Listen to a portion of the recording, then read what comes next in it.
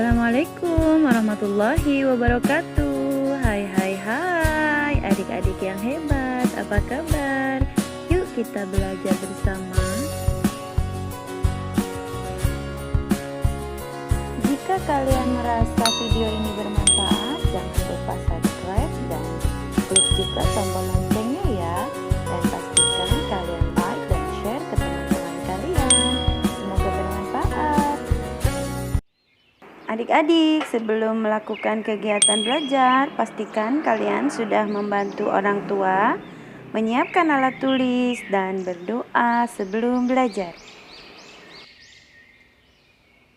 Baik adik-adik, sebelum kita memulai pelajaran, kita berdoa bersama. Bismillahirrahmanirrahim. Raditu billahi rabba wa bil islami dina wa bi Muhammadin nabiyya wa rasula. Rabbi zidni ilma warzuqni fahma. Amin. Tujuan pembelajaran kali ini yang pertama, setelah membaca teks, siswa mampu mengidentifikasi kalimat efektif dari teks eksplanasi yang dibaca dengan benar. Yang kedua, setelah berdiskusi, siswa mampu mengidentifikasi pentingnya cinta produk Indonesia untuk meningkatkan perekonomian bangsa. Era globalisasi membuat banyak sekali produk asing yang beredar di Indonesia. Sebagai warga negara Indonesia, kita harus mencintai produk dalam negeri. Mengapa kita harus mencintai produk Indonesia? Apa dampaknya bagi perekonomian Indonesia? Ayo kita baca teks berikut ini. Aku cinta produk Indonesia. Lihat di sekitarmu, perhatikan baju, sepatu olahraga, atau tas yang kamu dan temanmu gunakan.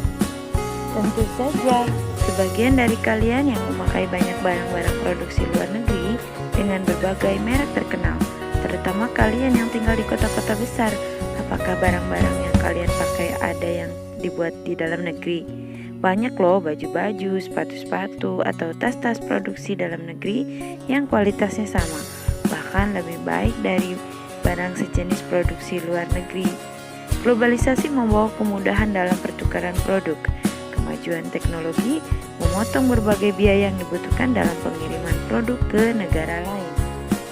Dahulu, untuk melindungi produk dalam negerinya dari serbuan produk negara lain, pemerintah memberlakukan pajak yang tinggi untuk produk impor. Oleh karena itu, dahulu produk impor tidak terjangkau oleh masyarakat luas. Harganya mahal, hanya segelintir masyarakat yang mampu membelinya. Di era globalisasi, tuntutan perdagangan bebas antar negara mengecilkan kemungkinan untuk memberlakukan pajak yang tinggi. Akibatnya, produk dalam negeri harus rela bersaing dengan berbagai bentuk produk luar negeri. Siapa yang dirugikan jika produk luar negeri lebih diminati oleh masyarakat? Tentunya para pengrajin kreatif dari berbagai pelosok negeri. Teman, kerabat, saudara, atau mungkin orang tua kita sendiri dapat menjadi pengrajin yang merugi. Lalu, siapa yang dapat memelihara kelangsungan produk dalam negeri? Tentu hanya kita, sang anak negeri. Sudah sepatutnya kita menghargai kreativitas saudara sendiri. Sehingga ketika suatu hari kamu berbelanja di toko sepatu dan dihadapkan pada pilihan sepatu buatan Indonesia atau sepatu buatan Amerika, mana yang akan kamu beli? Hanya anak Indonesia yang cinta produk Indonesia yang akan memilih sepatu produk dalam negeri. Nah adik-adik, sekarang berdasarkan teks di atas, identifikasi kosakata non baku dan ubahlah menjadi kosakata baku. Setelah diidentifikasi, kakak menemukan kosakata yang non baku, yaitu segelintir. Segelintir kosakata bakunya sedikit, sedangkan kosakata non bakunya pengrajin adalah perajin sebagai kosakata bakunya. Kemudian identifikasi kalimat tidak efektif, ubahlah ke dalam kalimat efektif. Sebagai contoh di sini ada kalimat tidak efektif. Tentu ada sebagian dari kalian yang memakai banyak barang-barang produksi luar negeri dengan berbagai merek terkenal. Kalimat efektifnya, tentu ada sebagian dari kalian yang memakai produk luar negeri dengan berbagai merek terkenal. Diidentifikasi juga contoh, perhatikan baju, sepatu olahraga, atau tas yang kamu dan temanmu gunakan. Kalimat efektifnya, perhatikan baju, sepatu, olahraga, atau tas yang kalian gunakan. Maka kata kamu dan temanmu itu kurang efektif. Banyak loh baju-baju, sepatu-sepatu, atau tas-tas produksi dalam negeri yang kualitasnya sama, bahkan lebih baik dari barang sejenis produksi luar negeri. Itu kalimat tidak efektif. Kalimat efektifnya, banyak baju, sepatu, atau tas produksi dalam negeri yang kualitasnya sama, bahkan lebih baik dari produksi luar negeri. Setelah kita amati bersama, begitu banyak barang terkenal produksi luar negeri yang dapat kita jumpai di lingkungan sekitar kita. Apakah kita bisa menemukan produk Indonesia yang kualitasnya tidak kalah dengan produk luar negeri? Kemajuan teknologi di era globalisasi mampu mengurangi biaya pengiriman barang antar negara. Dahulu, produk impor dikenai pajak yang tinggi oleh pemerintah untuk membatasi barang dari luar negeri masuk dan melindungi produk dalam negeri. Hal ini membuat produk impor mahal bagi masyarakat, kecuali bagi mereka yang mampu membelinya. Saat ini perdagangan bebas telah membuat pajak tidak lagi tinggi, sehingga produk dalam negeri harus bersaing dengan produk luar negeri. Jika produk luar negeri lebih diminati masyarakat, dapat merugikan para produsen dari Indonesia.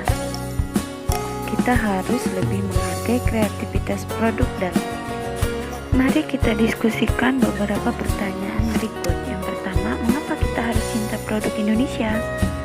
Jawabannya, karena produk Indonesia tidak kalah bagus dengan produk luar negeri, untuk menghargai karya anak bangsa serta untuk memajukan ekonomi Indonesia.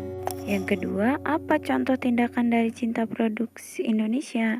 Yaitu membeli dan menggunakan produk buatan Indonesia. Pertanyaan yang ketiga, apa yang terjadi jika kita lebih banyak membeli barang dari luar negeri? Jawabannya, dapat menurunkan ekonomi Indonesia dan membunuh kreativitas anak bangsa serta justru meningkatkan ekonomi negara lain. Pertanyaan keempat, apa yang akan terjadi jika kita lebih banyak menggunakan produk Indonesia? Jawabannya, kondisi ekonomi Indonesia akan stabil, lapangan pekerjaan semakin banyak, mengurangi kriminalitas, serta mampu mengembangkan kreativitas anak bangsa. Pertanyaan kelima, apa dampak cinta produk Indonesia bagi para perajin dalam negeri? Memajukan usaha para perajin, meningkatkan ekonomi para perajin, dan membuat kreativitas perajin semakin meningkat. Pertanyaan keenam, apa dampak cinta produk Indonesia bagi kemajuan perekonomian bangsa Indonesia? Menurunkan angka kemiskinan, ekonomi Indonesia semakin stabil, menurunkan kriminalitas, mendukung pembangunan Indonesia. Yang ketujuh, bagaimana dengan kamu? Apakah kamu sudah menggunakan produk Indonesia? Ceritakan pengalamanmu. Nah, untuk pertanyaan nomor 7, kalian jawab sendiri sesuai dengan pengalaman masing-masing ya. Nah adik-adik, sampai di sini pertemuan kita hari ini. Kakak akhiri, wassalamualaikum warahmatullahi wabarakatuh. Sampai jumpa.